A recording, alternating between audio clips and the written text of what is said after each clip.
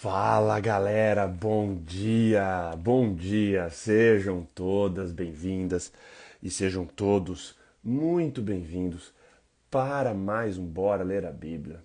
Neste domingão, dia 27 de fevereiro de 2022, 8h30 da manhã, onde nós vamos ler e nós vamos estudar Gênesis capítulo 45. Sim, abra as Bíblias de vocês em Gênesis capítulo 45. Hoje vamos chegar aqui, cara, no clímax, no pico dessa história de José e dos irmãos dele. Então já vão abrindo as Bíblias aí, já vão pegando seus lápis, suas canetas, seus marca-textos e vamos começar a leitura em instantes. Então, antes da gente ler hoje, o capítulo é curtinho, mas tem alguns pontos para serem feitos. Vamos fazer uma oração e aí a gente começa a leitura. Oremos, Pai amado e querido. A Ti todo louvor, a Ti toda honra e a Ti toda glória, Pai. Agradecemos porque o Senhor é o nosso Criador. Agradecemos porque você é o nosso Salvador. Agradecemos porque o Senhor nos mantém, Pai. O Senhor tem cuidado da gente. Agradecemos porque o Senhor nos dá inúmeras bênçãos diariamente, Pai. Coisas que a gente nem se toca, que a gente nem percebe. Coisas minúsculas que a gente tem por garantido e, na verdade, são bênçãos Tuas, Pai. Agradecemos pela noite de sono e de descanso. Agradecemos por ter tido uma noite tranquila de descanso. Agradecemos por ter despertado nessa manhã, por ter a vida, por ter saúde, por ter paz. Agradecemos por termos essa oportunidade de estudarmos a Tua Palavra, Pai. E agora vamos abrir, Pai, Tua Palavra e lê-la em Gênesis capítulo 45. Que o Senhor seja conosco, que o Senhor seja com todos aqui que estão acompanhando ao vivo, Pai. Que o Senhor envie Teu Santo Espírito para nos dar a sabedoria, nos dar o entendimento de tudo que nós iremos ler. Seja com todos aqui também e também os que estão acompanhando a gravação depois, Pai. Tudo isso nós te pedimos e agradecemos por amor de seu santo e maravilhoso nome. Amém, Pai. Tudo bem, gente. Abro então em Gênesis 45. Ontem, em Gênesis 44, é assim, é uma continuação, não tem como a gente... É até um crime isolar o que aconteceu, o que nós lemos ontem, do que nós vamos ler hoje, porque são dois eventos assim, ó, é um evento só dividido no meio a história. Ontem a gente terminou o capítulo 44 com a intercessão de Judá. Judá assume ali a responsa, fala para José, que ele não sabia que era José, na cabeça dele era o Zefanate Paneia, um baita do nome, falando, por favor, não leva meu irmão mais novo, eu fico aqui no lugar dele, eu fico de escravo no lugar do meu irmão. Agora vocês tentam imaginar, e aí fiquem alertas aí que eu daqui a pouquinho já começo a leitura e eu nem vou avisar direito. Imagina José, e eu falo, tentem se colocar no lugar de José. José ouvindo tudo aquilo o tempo todo, tentando raciocinar na cabeça dele, tentando controlar os sentimentos da cabeça dele. E aí agora, Judá, aquele mesmo Judá que, se vocês lembram da história de Judá e Tamar, essa história aconteceu antes de José ser vendido para o Egito. José conhecia Judá daquele Judá lá de trás, então ele lembrava de Judá. Aquele cara que tinha deixado a casa do pai, mudado para uma terra longe, morado com um estrangeiro, um cananeu, casado com uma cananeia, teve filhos cananeus e todo aquele rolo que aconteceu dele depois com a nora, né, com Tamar, enfim. Esse Judá era o Judá que estava na mente de José todos esses anos. Esse Judá era aquele Judá na cabeça de José que é o que tinha vendido ele junto com os outros irmãos para o Egito. Judá, durante esses 20 e tantos anos, José, durante esses 20 e tantos anos que estava lá no Egito, a concepção do que eram os irmãos dele tinha parado no tempo, da última vez que ele tinha tido contato com os irmãos dele. E Judá, cara, era aquele moleque responsável lá de trás que José lembrava, que tinha saído de casa, abandonou a família para ir atrás de outra mulher, enfim. E agora esse mesmo Judá intercede, esse mesmo Judá agora se mostra ali um líder responsável, se mostra um irmão mais velho responsável e agora se oferecendo para ficar de escravo no lugar de Benjamim. Ah, cara, isso aí, ó, foi uma facada no coração de José ali, ó, para José ter a certeza ali, não tinha mais dúvidas que os irmãos dele tinham mudado. E aí ele não se aguenta. E aí agora vamos começar o capítulo 45, verso 1. Na minha Bíblia, na Nova Versão Internacional, começa assim. A essa altura, José não podia mais conter-se diante de todos os que ali estavam e gritou: Façam sair todos! Assim ninguém mais estava presente quando José se revelou a seus irmãos. Ele se pôs a chorar tão alto que os egípcios o ouviram e a notícia chegou ao palácio do faraó. Então disse José a seus irmãos: Eu sou José. Meu pai ainda está vivo. Mas os seus irmãos ficaram tão pasmos diante dele que não conseguiam responder-lhe. Obviamente, porque agora imagina agora você, em vez de você ser o José, imagina você sendo um dos irmãos de José. Imagina você na primeira viagem do Egito, acontece aquele rolo.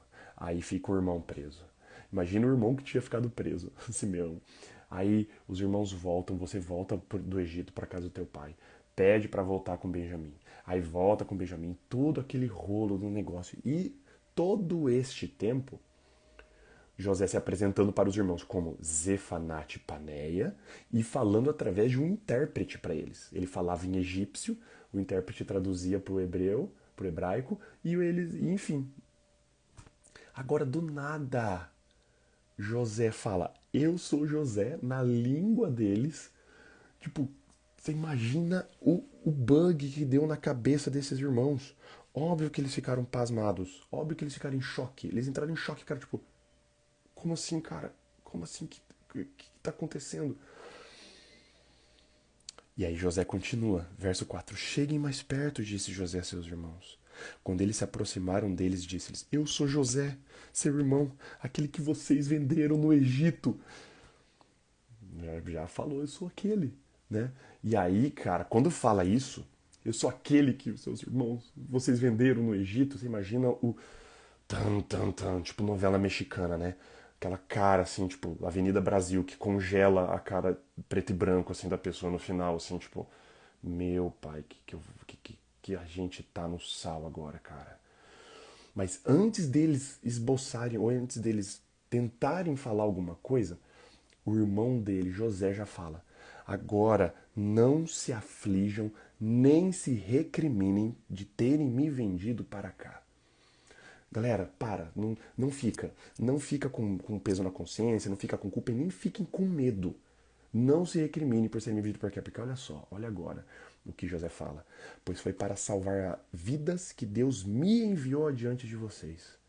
Já houve 2 anos de fome na terra, e nos próximos 5 anos não haverá cultivo e nem colheita. Mas Deus me enviou à frente de vocês para lhes preservar um remanescente nessa terra e para salvar-lhes a vida com grande livramento. Assim, fiquem tranquilos, não foram vocês que me mandaram para cá, mas sim o próprio Deus.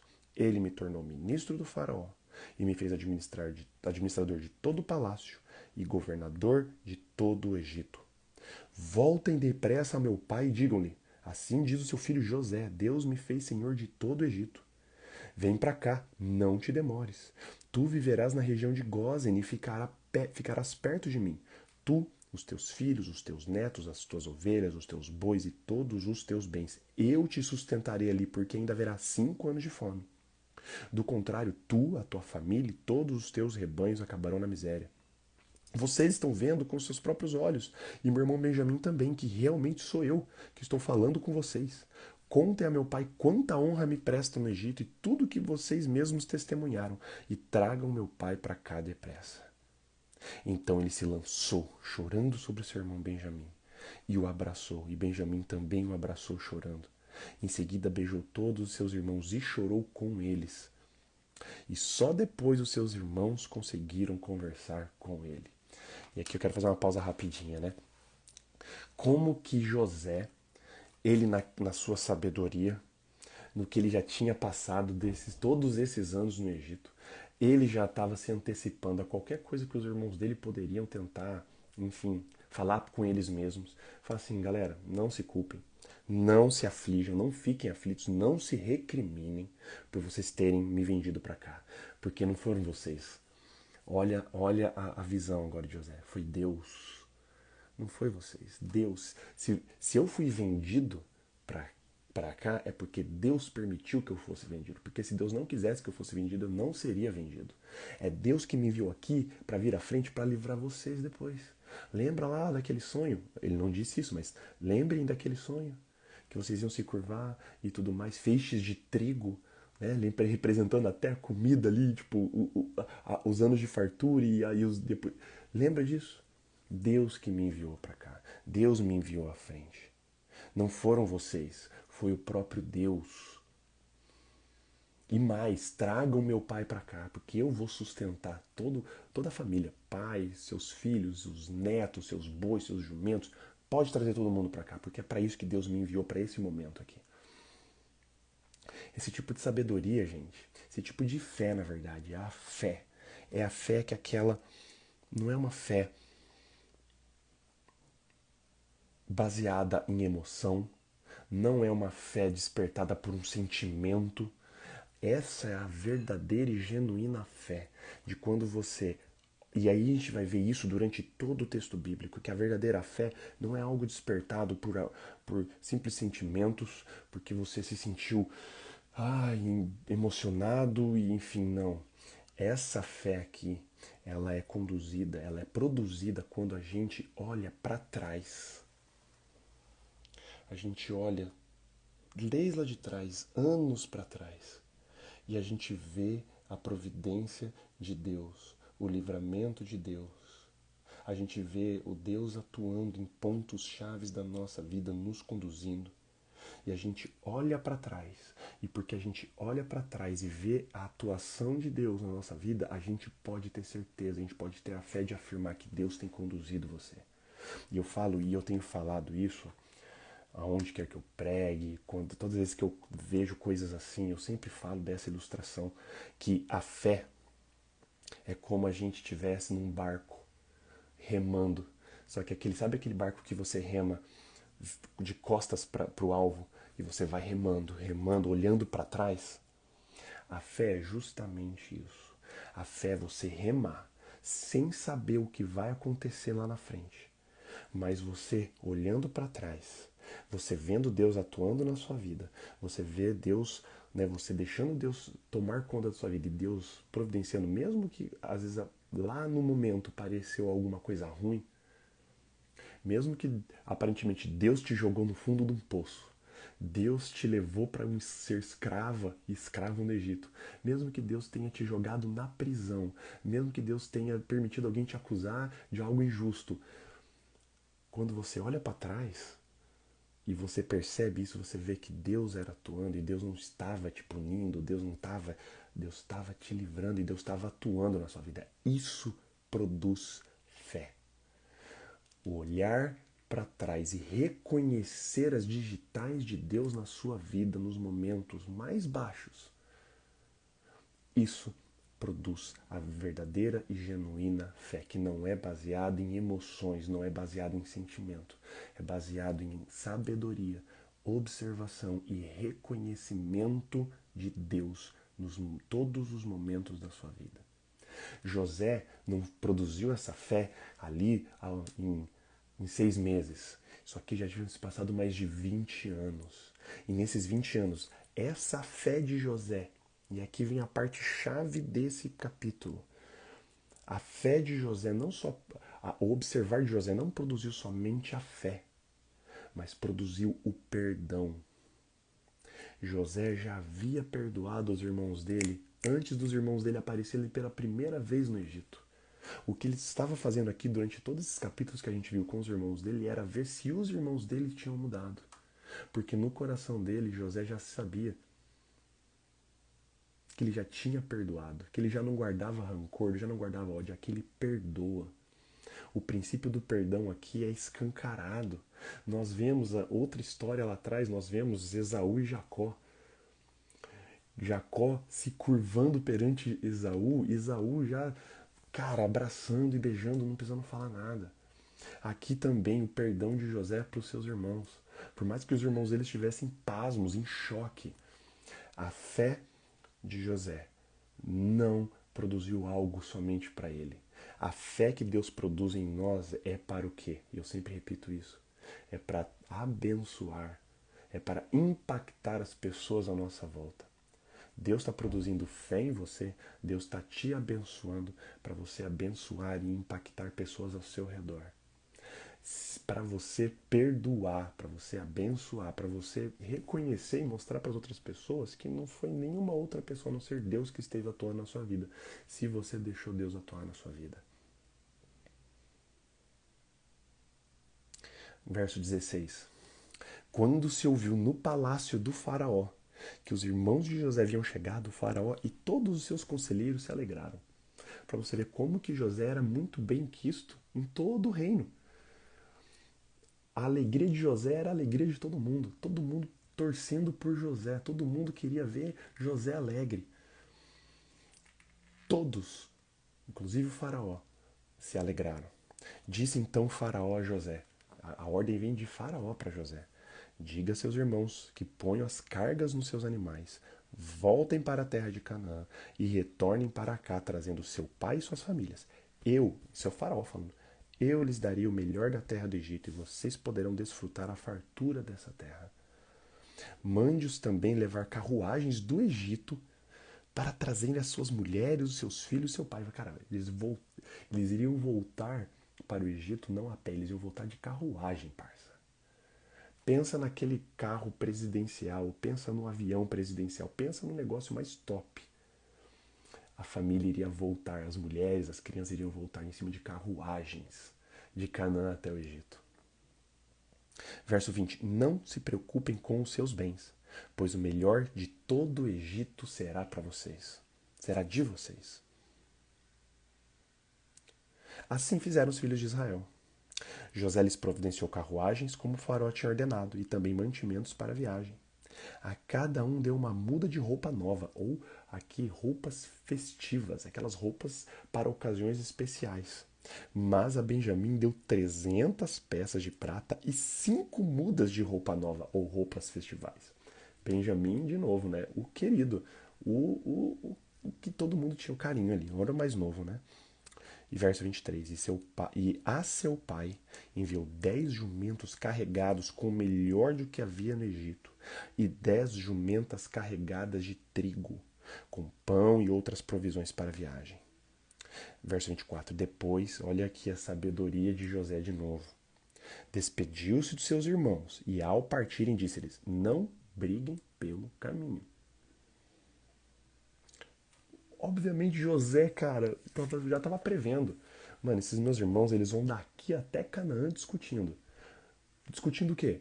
Falei que você não devia ter feito isso com José. Falei que você não devia ter feito agora, lá, ó. Ele tá lá, governante. Ele tá dando... Cara, imagina as intrigas. Imagina essa viagem de ida para Canaã. O sentimento agora bate de culpa, arrependimento, só que agora existe um sentimento pior desses. É revelar para o pai a mentira que eles tinham contado 20 e tantos anos atrás. É revelar para o pai como eles eram mau caráter antes. É desnudar o que eles eram diante do pai. Falar assim, pai, então é o seguinte,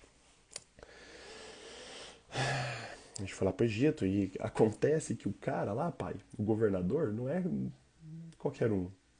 Imagina eles pensando isso no meio do caminho e as discussões que iriam acontecer nesse caminho. José já antecipa e fala assim, gente, nem precisa discutir. Não briguem, não tem motivo de briga, porque aqui não tem rancor, aqui não tem mágoa, aqui não tem sentimento nenhum, a não ser de gratidão. Vão de boa e só quero que traga o meu pai e traga todo mundo para morar aqui comigo. Verso 25, e agora vem uma parte até engraçada, né? Verso 25, assim partiram do Egito e voltaram a seu pai Jacó na terra de Canaã e lhe deram a notícia. José está vivo! Na verdade, ele é o governador de todo o Egito. E olha aqui, o coração de Jacó quase parou. Ele teve um mini ataque cardíaco ali, tipo, "Ah, como assim? José tá vivo? E não só José tá vivo, como José é o governador do Egito. Cara, o coração de Jacó quase parou. Ele ficou tipo, o queixo foi no chão. Não podia acreditar neles. Verso 27, mas quando lhe relataram tudo o que José lhe dissera, e vendo Jacó, seu pai, as carruagens que José enviara para buscá-lo, seu espírito reviveu. O vigor de Jacó volta. E Israel disse, agora muda o nome. Até agora tem falado Jacó, Jacó. E agora volta, verso 28. E Israel disse, basta, meu filho José ainda está vivo. Irei vê-lo antes que eu morra. O que um bom exemplo. O que alguém firmado em Deus, o que uma pessoa arraizada em Deus pode fazer de diferença.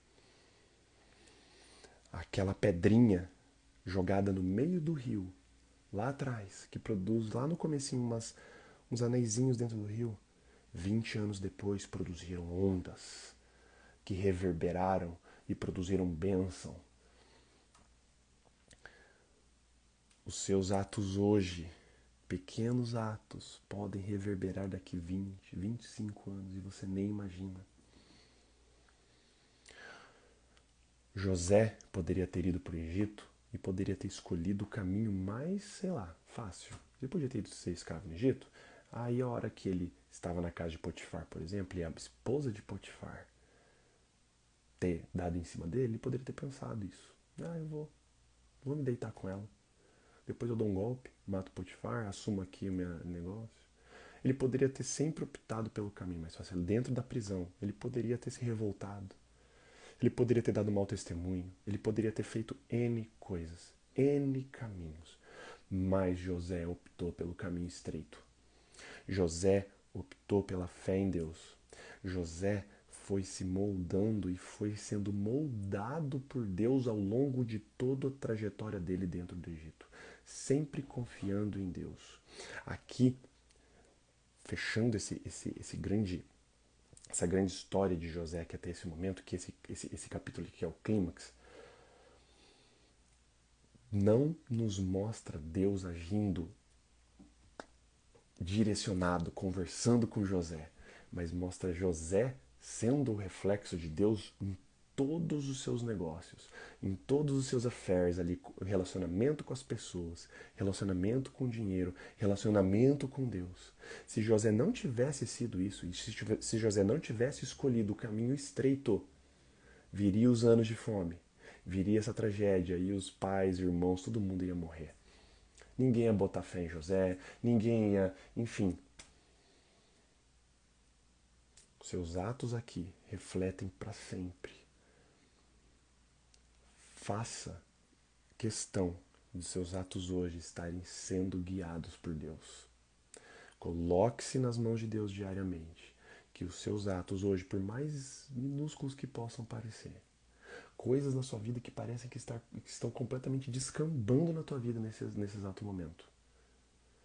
Mas daqui 2, 5, 10 anos, coisa que você não tem capacidade agora para pensar, mas Deus já sabe de todas as coisas.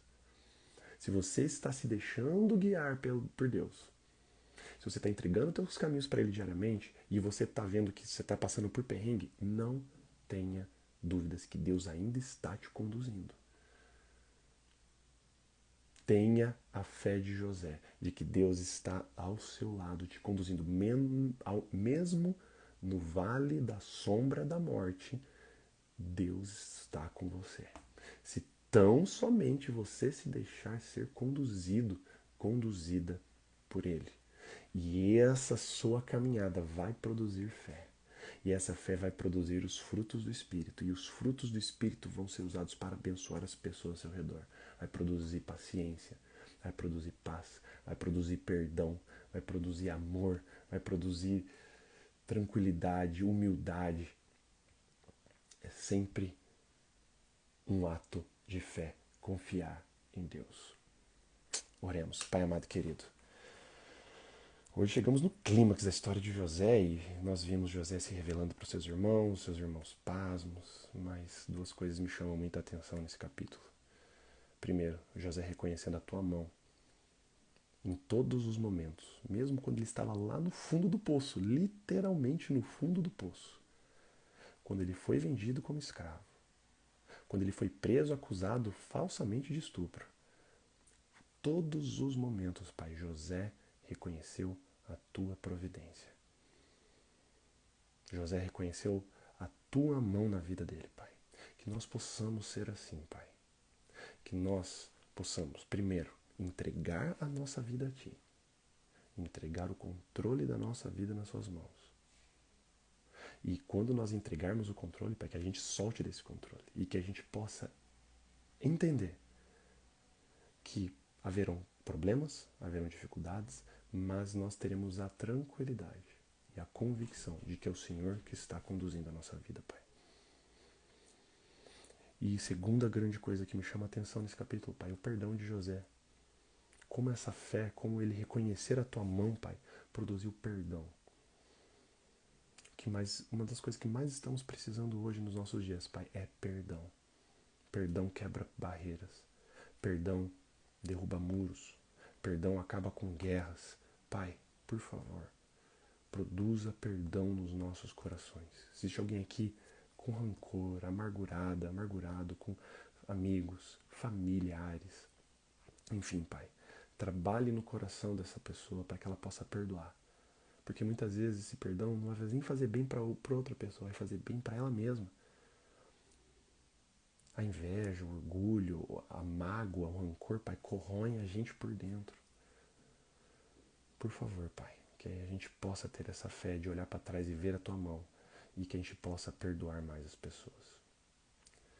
Seja com todos que estão aqui, abençoe todas as famílias, os amigos, de todos que estão acompanhando Bora Ler a Bíblia. Seja com as pessoas, Pai, com todos que estão passando por aquela tragédia lá na Ucrânia, na guerra. Seja com todos lá, Pai, providencie ajuda, Pai. Providencie o auxílio para essas pessoas. Perdoe os nossos pecados e faltas, Pai. Tudo isso nós te pedimos e agradecemos, por amor de seu santo e maravilhoso nome. Amém. Tudo bem, gente? Queria agradecer a presença de todos vocês. Provavelmente amanhã, né? Amanhã é segunda, provavelmente amanhã continuaremos com o horário das 8h30. Carnaval, né? Galera viajando, galera emendando aí. Então, vamos já deixar assim. Caso eu mude o horário, eu vou avisar tanto aqui no Clubhouse quanto aqui no Instagram. Eu aviso a mudança de horário para vocês não perderem o ao vivo. Mas caso vocês perderem ao vivo, saiba que eu subo todos os dias o áudio para o nosso podcast no Spotify. Vocês procurem lá pelo Bora Ler a Bíblia. E a live do Instagram eu subo o vídeo no meu canal do Bora Ler a Bíblia no YouTube, para vocês não perderem. Beleza, gente? Fiquem com Deus, um ótimo domingo para todos vocês. E até amanhã com Bora Ler a Bíblia, Gênesis capítulo 46. Um beijo, abraço para vocês, valeus e falou!